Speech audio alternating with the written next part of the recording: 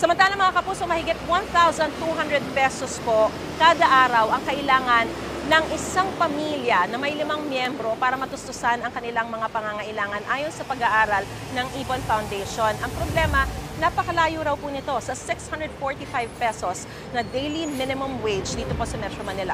May unang balita si EJ Gomez.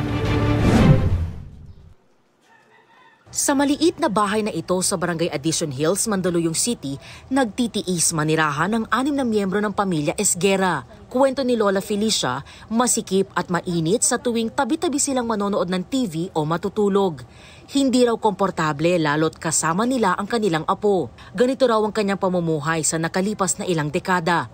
Mahirap at kada taon, tila mas pahirap daw ng pahirap. Kasi isa lang naman na nag-aano sa amin.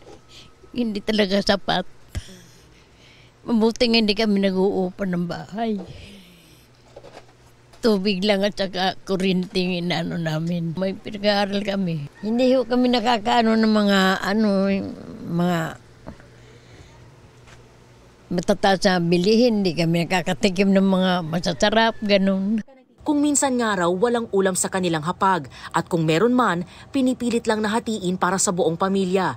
Isa lang ang pamilya Esguera sa maraming Pilipinong naghihirap sa araw-araw na pamumuhay.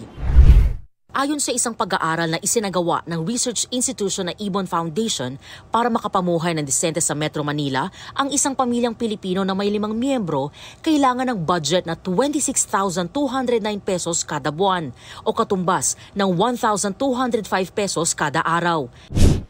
Malayo yan sa pinakamataas na daily minimum wage sa NCR na nasa 645 pesos ngayon.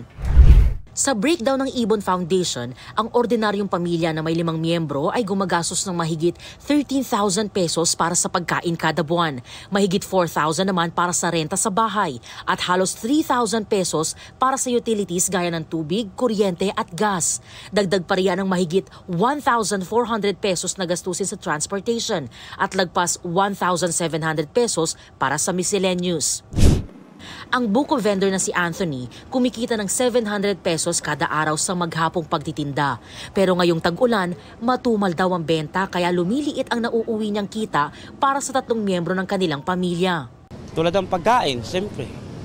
Minsan di natin maiwasan yung damit ng anak natin, lalo na nag-aaral, bili ng mga sapatos, yung kailangan sa pag-aaral. Yun talaga, pag tag-ulan, yun medyo talaga mahina yung kinikita namin. Tanggap na raw niya ang mahirap na pamumuhay ng isang pamilyang Pilipino. Nasa tao naman kasi yan kung paano siya maging sincere. Ano ba yung kailangan para... Sikap lang. Ano pa tayo? Sikap, tiyaga. Kailangan mamahalin mo lang trabaho mo. Tila ganun na nga lang para sa maraming pamilyang Pilipino sa ngayon.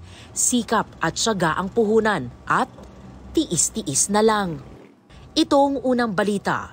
EJ Gomez para sa GMA Integrated News.